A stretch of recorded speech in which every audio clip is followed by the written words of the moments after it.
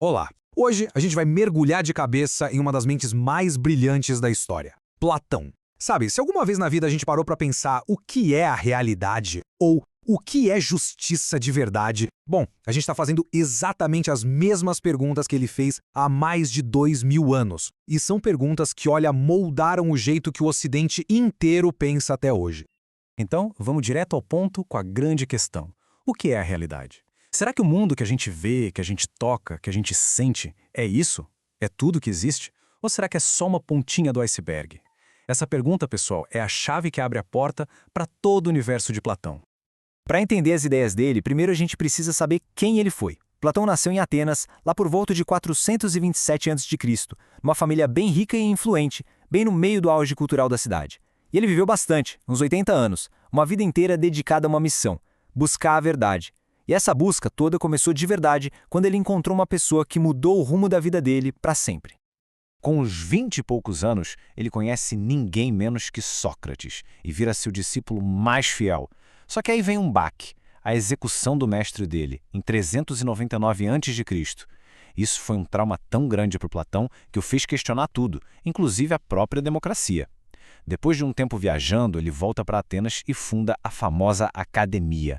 Pensa só, foi basicamente a primeira universidade do mundo ocidental, um lugar pensado para formar os líderes e os pensadores do futuro. E foi lá na academia que a coisa começou a ficar séria. Foi ali que ele desenvolveu a sua ideia mais, mais revolucionária. Platão chega e lança o desafio. E se esse mundo que a gente percebe com os nossos olhos, nossos ouvidos, nosso tato, não for o mundo real de verdade? E se tudo isso for só uma projeção meio torta, uma sombra de algo muito, mas muito maior e mais verdadeiro?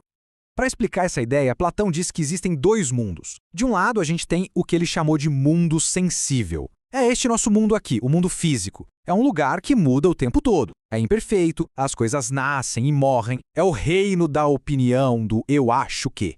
Mas, do outro lado, existe o mundo inteligível, ou o mundo das ideias. Esse sim é o lugar perfeito, eterno, que nunca muda, e a gente só consegue chegar lá com a razão. É lá que mora o conhecimento de verdade. E aqui está o pulo do gato, a famosa teoria das formas. Pensa assim: para tudo que existe aqui no nosso mundo, sei lá, um gato, um ato de justiça, um círculo que a gente desenha, Platão dizia que cada uma dessas coisas é só uma cópia meio mal feita de uma forma ou ideia perfeita que existe lá no mundo inteligível. A verdadeira ideia de gato, a justiça perfeita, o círculo perfeito, todos existem lá. E para ilustrar isso, ele criou a história mais famosa dele, a alegoria da caverna. Imagina só, prisioneiros acorrentados desde que nasceram, vendo só sombras numa parede. Para eles, aquilo é a realidade. Ponto. Agora, imagina que um deles é solto e forçado a sair. A luz do sol ia cegar, ia doer, mas aos pouquinhos ele ia se acostumar e ver o mundo de verdade. Ia sacar que as sombras eram só ilusões. Esse caminho difícil é, para Platão, o caminho do filósofo em busca da verdade. Essa história da caverna é a imagem perfeita do que Platão pensava sobre educação. Para ele, educar não é só encher uma cabeça vazia de informação. Não, é sobre virar a alma na direção certa. É ajudar a pessoa a se virar da escuridão da ignorância e olhar para a luz da verdade, para o mundo das ideias. Então, mas aí fica a pergunta, né? Como é que a gente pode conhecer essas formas perfeitas se nunca estivemos lá? Bom, Platão tinha uma resposta incrível para isso. Ele acreditava que as nossas almas são imortais e que antes de virem para os nossos corpos, elas já viveram no mundo das ideias. Então, aprender, na verdade, não é descobrir algo novo, é só lembrar o que a nossa alma já sabe. Ele chamou isso de anamnese. E essa ideia da alma é a base da filosofia política dele. Ele pensava que a cidade ideal deveria ser um espelho da alma humana, também com três partes. A parte racional, da sabedoria, seria dos governantes filósofos.